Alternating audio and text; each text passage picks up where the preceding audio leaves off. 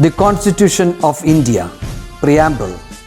We, the people of India, having solemnly resolved to constitute India into a sovereign, socialist, secular, democratic republic and to secure to all its citizens justice, social, economic and political, liberty of thought, expression, belief, faith and worship, equality of status and of opportunity, and to promote among them all fraternity, assuring the dignity of the individual and the unity and integrity of the nation.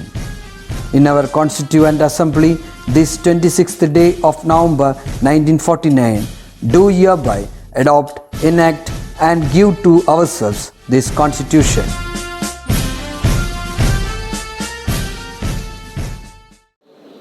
Hi students, let me begin the class with Dr. APJ's thoughts.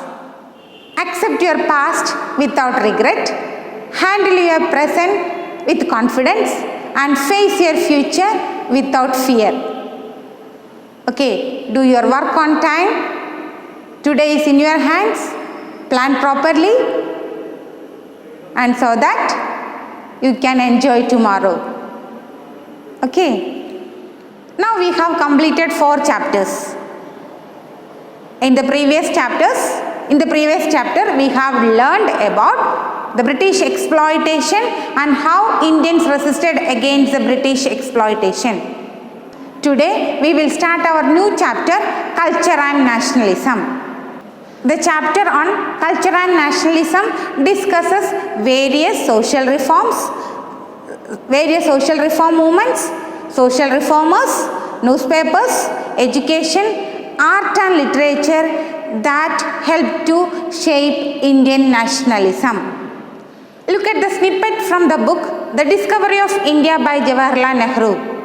From this we can understand the characteristics of Indian culture.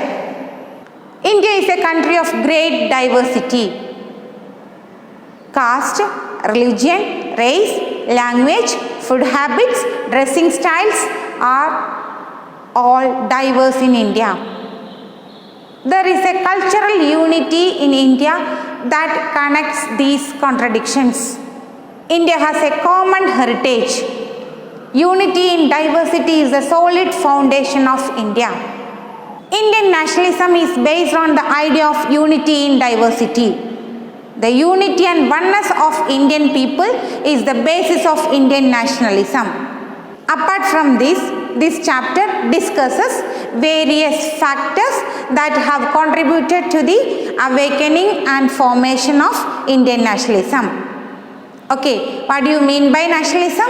As you know, nationalism is a sense of unity that exists among the people of a nation irrespective of caste, creed, religion and region. The 19th century, India witnessed 2 types of protest in ideological and cultural spheres. They are protest against inequality, violations of rights and social evils which existed in Indian society. Second, protest against the economic exploitation of the colonial forces. Socio-cultural activities and agitations of various levels positively influenced the social life, press, education, literature and art. Next we will discuss colonial rule and nationalism. The education implemented by the colonial rule was one of the major reasons for the growth of Indian nationalism. The British colonialists realized that the need for a deep understanding of Indian culture to strengthen their rule. They learned about Indian society from the works in Sanskrit and Persian and by translating them. Indian സംസ്കാരത്തെക്കുറിച്ച് ആഴത്തിൽ മനസ്സിലാക്കിയാൽ മാത്രമേ ബ്രിട്ടീഷുകാർക്ക് അവരുടെ ഭരണം ഇവിടെ ഉറപ്പിക്കാൻ കഴിയൂ എന്നവർ മനസ്സിലാക്കി. അതിനുവേണ്ടി നമ്മുടെ സംസ്കൃത ഗ്രന്ഥങ്ങളും പേർഷ്യൻ ഭാഷയിൽ ഉണ്ടായിരുന്ന ഗ്രന്ഥങ്ങളുമെല്ലാം അവരുടെ ഭാഷയിലേക്ക് തർജ്ജിമ ചെയ്തു. The British started some institutions to learn more about Indian culture. Some of these institutions are Asiatic Society of Bengal by William Jones, Calcutta Madrasa by Warren Hastings, Banaras Sanskrit College by Jonathan Duncan. The British realized that they needed the support of the people of India to implement and maintain administrative reforms. To ensure commercial growth, the British thinkers who favored free trade argued for strong British intervention in Indian society. They realized that it is necessary to create an Indian society who were loyal to the British. The British recognized that the administrative reforms and other things could not be implemented without the popular support of India.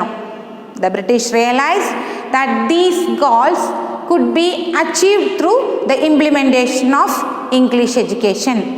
Look at the statement of Lord Macaulay. This is a statement made by Lord Macaulay when English education was introduced in India in 1835. Do you know the objectives of English education? To prepare a generation that favors English lifestyles, to mold people loyal to the British, to exploit Indian culture. By the 19th century, English culture and ideologies began to intrude into the Indian society. Some Indian leaders found it necessary to resist this cultural invasion.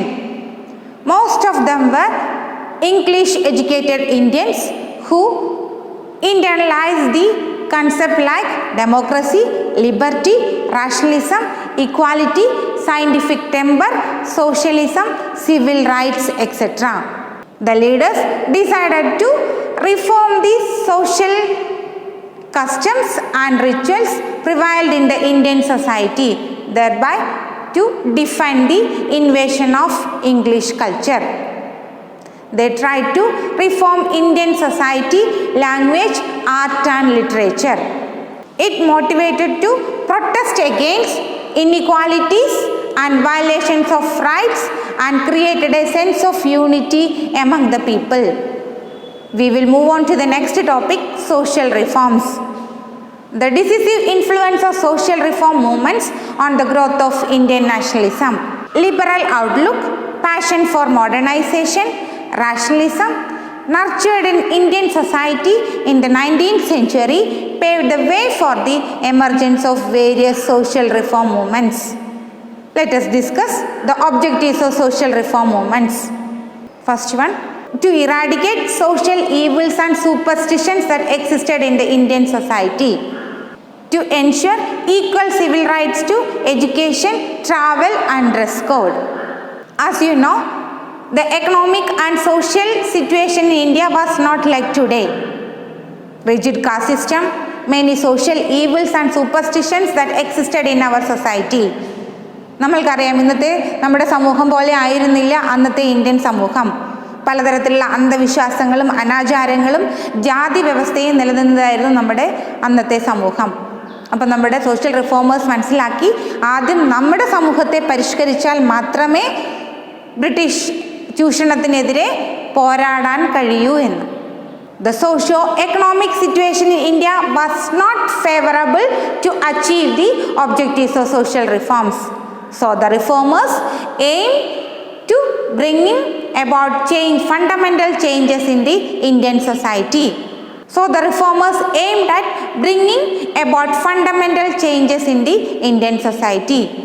For the fundamental changes in the Indian society, social reformers proposed eradicate caste system, protect the rights of all, eliminate discrimination against women, provide education to all, promote widow remarriage, abolish child marriage and eliminate the supremacy of the clergy. Raja Ram Mohan Roy was the famous social reformer of India.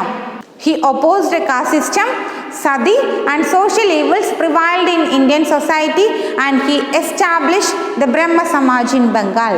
He propagated the idea of a unified Indian society in the place of a society fragmented over caste lines. His ideas prompted patriotism among the people. To improve the status of women, he advocated for the right of women to own property. Fascinated by Raja Ram Mohan Roy's ideologies, many leaders from different parts of India were trying to innovate Indian society. In Bengal, Ishwar Chandra Vidyasagar argued for remarriage of widows. As a result, the British government passed the Hindu Widow Remarriage Act in 1856. Ishwar Chandra Vidyasagar established education institutions for women education. Another important institution, Sharada Sadan in Bombay, established by Pandit Ramabai for women education. Now let us discuss the major social reformers and their movements and ideologies. Social reform movements, reformers and ideologies. First one, Arya Samaj, Swami Dayananda Saraswati, campaign against idol worship and child marriage. Ramakrishna Mission, Swami Vivekananda opposed caste system and social evils, propagated the concepts of liberty, equality and freedom of thought.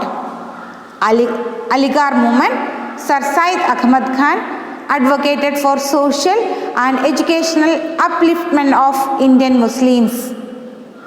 Prarthana Samaj, Atmaram Panturang campaigned for interdining, intercaste marriage, widow remarriage and the uplift of women and backward classes.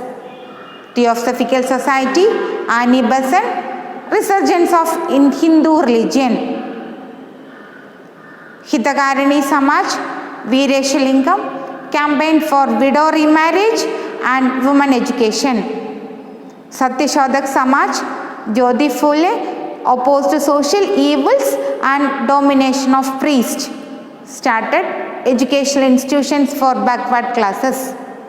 Self-respect movement, E.V. Ramasamy Naikar opposed Brahmanical supremacy and caste system. Last one, Sri Narayana Dharma Paripalana Yogam, Sri Narayana Guru opposed caste system and evil practices, advocated for social and economic progress of the backward classes. As a result, the activities of the social reformers and their movements, the British were forced to abolish many social evils that existed in various parts of the country. Now let us discuss the legislations abolishing social evils. Legislations abolishing social evils prevented marriage of girls below 12 years of age, banned female infanticide, abolished sati, permitted widow remarriage, abolished slavery system, prevented child marriage and polygamy. The activities of the social reform movements were helped in ending many of the social evils that existed in Indian society. Social reform movements helped to prevent the invasion of Western culture. Social reform movements helped to promote a sense of unity among the Indians and bring them into a mainstream of the national struggle. Okay, what we have discussed today? Colonial rule and nationalism, social reform movements, objectives of English education, legislation abolishing social evils. That's all for today. Read the text well, go through your assignments, read and study well. Okay, we'll continue in the next class. Thank you. Bye.